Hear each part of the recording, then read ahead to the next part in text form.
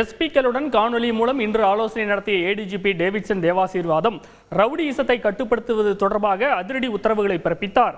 இதனிடையே 2026 சட்டமன்ற தேர்தலிலும் பாஜகவுடன் கூட்டணி இல்லை என அதிமுக பொதுச் செயலாளர் எடப்பாடி பழனிசாமி இன்று திட்டவட்டமாக தெரிவித்துள்ளார். இன்றைய முக்கிய அரசியல் நிகழ்வுகள் குறித்து விவரிக்கிறது பின்வரும் தொகுப்பு.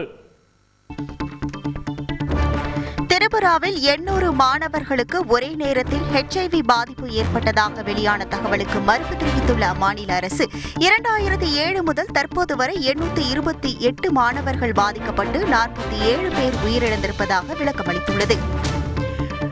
ரஷ்யாவை தொடர்ந்து ஆஸ்திரேலியாவுக்கு பயணம் மேற்கொண்ட பிரதமர் மோடி அந்நாட்டு அதிபர் கார்ல் நெஹாமர் உடன் இருநாட்டு உறவுகள் தொடர்பாக இன்று பேச்சுவார்த்தையில் ஈடுபட்டார். செய்தியாளர் ராஜா வழங்கும் கூடுதல் தகவல். இளைஞர்களின் சக்தியை ஊக்குவிக்கும் விதமாக ஸ்டார்ட் அப் என்ற பாலத்தை உத்வேகம் கொடுக்கப்படுவதாகவும் முடிவு செய்யப்பட்டிருக்கிறது.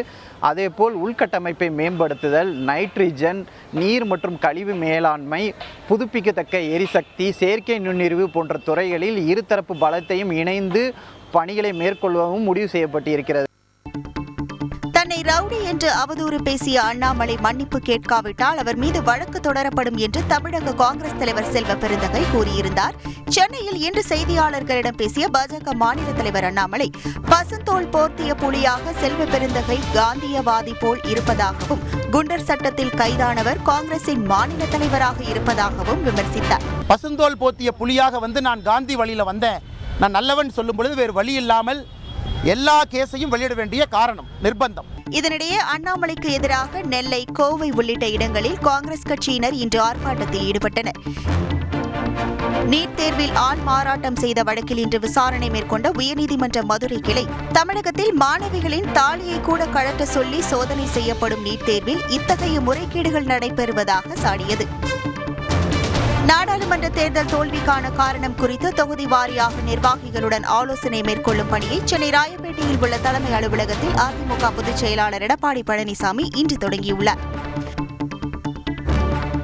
ஆம்ஸ்டாங் படுகொலை எதிரொலியாக காவல்துறை உயர் அதிகாரிகள் மாற்றப்பட்டுள்ள நிலையில் எஸ்பிக்களுடன் சட்டம் ஒழுங்கு ஏடிஜிபி டேவிட்சன் தேவாசீர்வாதம் இன்று காணொலி காட்சி வாயிலாக ஆலோசனை மேற்கொண்டார்.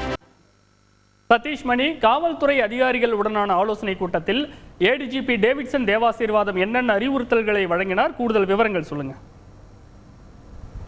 தமிழகத்தின் சட்ட ஒழுங்கு ஏடிஜிபியாக பொறுப்பேற்றிருக்கக்கூடிய டேவிட்சன் தேவாசீர்வாதம் ரவுடிசத்துக்கு எதிரான அதிரடி நடவடிக்கைகளை தொடங்கியிருக்கிறார். பதவியேற்ற பின் மாவட்ட எஸ்பி, டிஐஜி, ஐஜி உள்ளிட்டோரை வீடியோ காலில் அழைத்து சட்ட ஒழுங்கை மேம்படுத்துவதும் ரவுடிசத்தை கட்டுப்படுத்துவது தொடர்பான 30 அதிரடி உத்தரவுகளை விட்டிருக்கிறார்.